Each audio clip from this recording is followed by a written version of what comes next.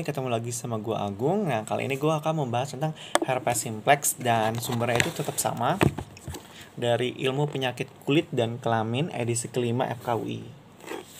Oke, langsung kita bahas saja. Herpes simplex adalah infeksi akut yang disebabkan oleh virus herpes simplex tipe 1 maupun tipe 2 yang ditandai oleh adanya vesikel yang berkelompok di atas kulit yang sembab dan eritematos pada daerah dekat mukokutan. Sedangkan infeksi dapat berlangsung baik primer maupun recurrence. Untuk nama lainnya itu ada herpes labialis atau herpes genitalis. Epidemiologinya, penyakit ini tersebar kosmopolit dan menyerang baik pria maupun wanita dengan frekuensi yang tidak berbeda.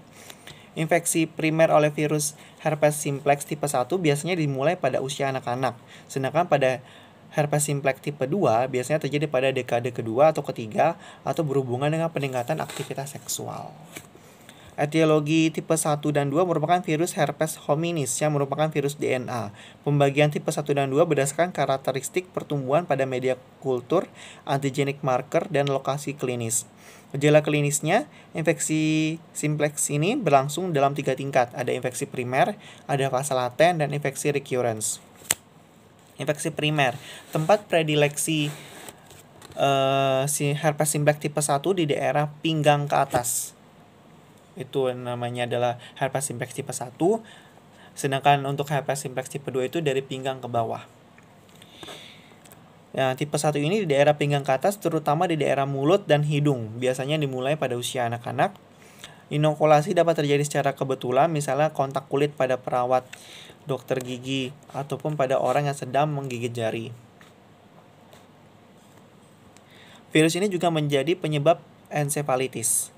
Infeksi primer oleh tipe 2 mempunyai tempat predileksinya di daerah pinggang ke bawah, terutama di daerah genital. Juga dapat menyebabkan herpes meningitis dan infeksi neonatus. Daerah predileksi ini sering kacau karena adanya cara hubungan seksual secara orogenital, sehingga herpes yang terdapat di daerah genital dan kadang-kadang disebabkan oleh tipe 1, sedangkan di daerah mulut dan rongga mulut dapat disebabkan oleh tipe 2. Infeksi primer berlangsung lebih lama dan lebih berat, kira-kira 3 minggu, dan sering disertai dengan gejala sistemik berupa demam, malaise, dan anoreksia. Dan dapat ditemukan pembekakan kelenjar getah bening regional. Kelainan klinis yang dijumpai berupa vesikel yang berkelompok di atas kulit yang sembab dan eritematos, berisi cairan jernih dan kemudian menjadi seropurulen, dan dapat menjadi krusta dan kadang-kadang mengalami ulcerasi yang dangkal. Biasanya sembuh tanpa sicatrix.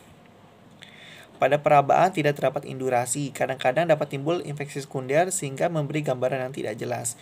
Umumnya didapati pada orang yang kekurangan antibodi virus herpes simplex.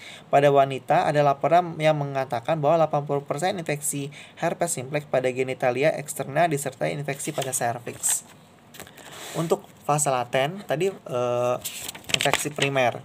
Untuk fase laten, fase ini berarti pada penderita tidak ditemukan gejala klinis. Tetapi herpes simplex dapat ditemukan dalam keadaan tidak aktif pada ganglion dorsalis. Yang ketiga itu ada infeksi recurrence.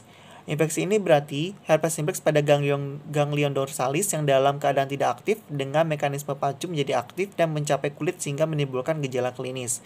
Mekanisme pacu itu dapat berupa trauma fisik seperti demam, infeksi, kurang tidur, hubungan seksual, dan sebagainya.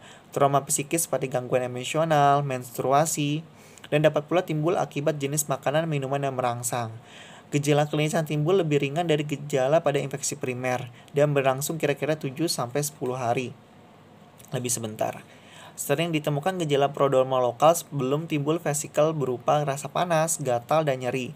Infeksi recurrence ini dapat timbul pada tempat yang sama, loko, atau tempat lain atau tempat di sekitarnya, non-loko. Untuk membantu diagnosis tesnya, virus herpes ini dapat ditemukan pada vesikel dan dapat dibiak. Pada keadaan tidak ada lesi dapat diperiksa antibodi virus herpes simplex. Pada percobaan Zhang dengan pewarnaan Gimsa dapat ditemukan sel dantia berinti banyak dan badan inklusi intranuklear. Untuk diagnosis bandingnya, herpes simplex di daerah sekitar mulut dan hidung harus dibedakan dengan impetigo vesicobulosa. pada daerah genitalia harus dibedakan dengan ukus durum, ukus mole, dan ukus mixtum. Untuk penata laksanaannya, sampai saat ini belum ada terapi yang memberikan penyembuhan radikal, artinya tidak ada pengobatan yang dapat mencegah episode recurrence secara tuntas. Pada lesi yang dini dapat digunakan obat topikal berupa salep atau krim yang mengandung preparat idoxuridin. Preparat aciclovir yang dipakai secara topikal tampaknya memberikan masa depan yang lebih cerah. Aciclovir ini cara kerjanya mengganggu replikasi dari DNA virus. Klinis hanya bermanfaat bila penyakit sedang aktif. Kemudian pengobatan oral berupa preparat aciclovir tampaknya memberikan hasil yang lebih baik. Penyakit berlangsung lebih singkat dan masa recurrence-nya lebih panjang.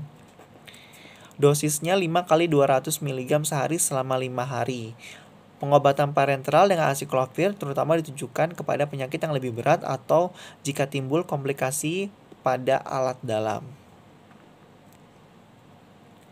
Untuk mencegah recurrence, macam-macam usaha yang dilakukan dengan tujuan meningkatkan imunitas seluler, misalnya pemberian preparat Lupidon H dan Lupidon G dalam satu seri pengobatan. Pemberian levamisol dan isoprinosin atau aciclovir secara berkala menurut beberapa penyelidik memberikan hasil yang baik. Efek levamisol dan isoprinosin ialah sebagai imunostimulator. Pemberian vaksinasi cacar sekarang tidak dianut lagi. Oke, sekian bahasan tentang dengan herpes simplex. Semoga bermanfaat ilmu yang saya berikan. Jangan lupa untuk di komen, like, and subscribe. Oke, salam hidup sehat.